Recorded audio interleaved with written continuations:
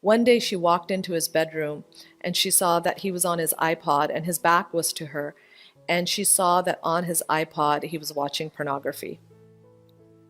So when she and her husband investigated, they found out that this boy had been watching pornography every single day for 2 years. Every single day, from the ages of 10 to 12, this boy had been watching pornography. And I know the story of this 10-year-old boy who was on the Hifz track. He was memorizing Quran, and his mother was thrilled. That's all she ever wanted, was for one of her children to memorize Quran. And her son started memorizing surah after surah after surah, and he was totally like, yes, I want to be a hafiz. The Hifz school, the program that he was a part of, all of the Hifz students were given iPods to help them memorize Quran. So he used the iPod all the time, while walking outside, while in the car, while in his bedroom, or around the house, memorizing his surahs, and the mom was thrilled.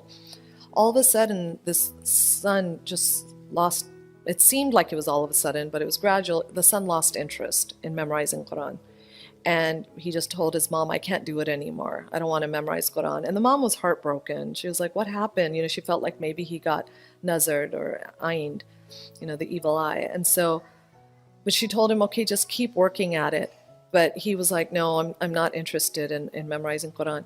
One day she walked into his bedroom and she saw that he was on his iPod and his back was to her. And she saw that on his iPod he was watching pornography. So when she and her husband investigated, they found out that this boy had been watching pornography every single day for 2 years. Every single day, from the ages of 10 to 12, this boy had been watching pornography.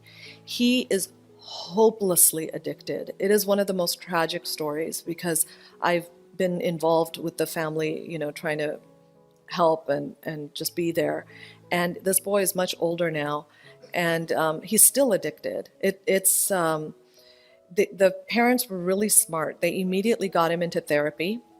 They got him into and there's actually therapy, a program now for Muslims called Purify Your Gaze. So if there's anyone struggling with it, Purify Your Gaze is a program. And when she first approached them when he was 12 years old, they said, no, we only work with adults. And inshallah, your son will be fine, whatever. And so years went by, he's not fine.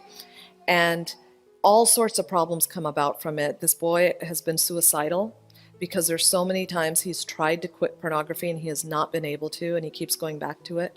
And so he despairs and he starts to feel like Allah can never forgive him. So they have him in therapy, but not only do they have him in therapy for his pornography addiction, but they also have him in spiritual therapy. They have him in therapy with a sheikh who's there to help him and remind him of Allah's mercy, remind him why he can't despair, remind him that Allah subhanahu wa ta'ala is using this addiction just to break you. Allah is showing you that He's the master and you're the slave, and you have to just turn to Allah completely. Just helping him that way. But the thing about pornography addiction, which people don't realize, is studies show first and foremost that most addiction happens between ages of 10 and 12. The other thing is, they've actually done brain scans, actual brain scans on children who are addicted to pornography, and they have found that the hard wiring of the brain, the actual shape of the brain, changes. It actually changes.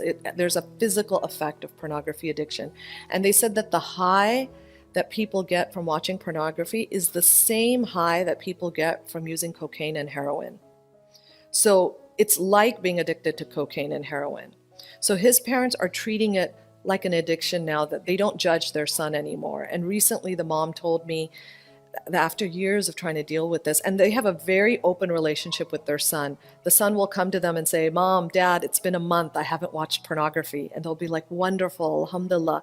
Then he'll come and say, it's been 2 months, I haven't watched any pornography. And they'll be really happy for him.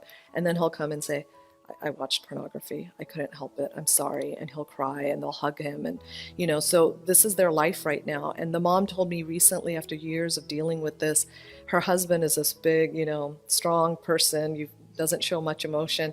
She said the other day he just hugged her son and just broke down sobbing, just cried and cried and cried, and told their son, I'm so sorry. I'm so sorry that this happened to you. And she said, that it happened, with Allah's will, but she said the lesson they took from it is, she said, we broke the number one rule, which is that you don't have internet in your bedrooms. She said the fact that our son had an internet device in his bedroom was our biggest mistake. The three things about pornography, it's the AAA engine. It's affordability. Pornography is free, and if it's not free, it's very cheap. Accessibility, you can access it anywhere. In the old days, you used to have to go to a video store. Now I could be watching it on my phone in front of you at the dining table and you would have no idea. Affordability, accessibility, and anonymity, the fact that nobody knows you're doing it. So what we as parents need to do is, we can't do anything about the affordability, so we need to take away the accessibility and the anonymity.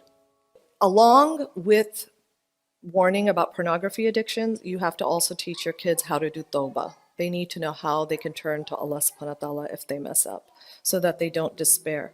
And also for anyone who thinks, I don't want to talk about it because my kid may then want to go look it up, if you don't talk to your kids about it, somebody else will. I know of a kid who heard the word pornography used in a khutbah at a Jummah prayer, and nobody would tell him what it was, so he went and looked it up himself.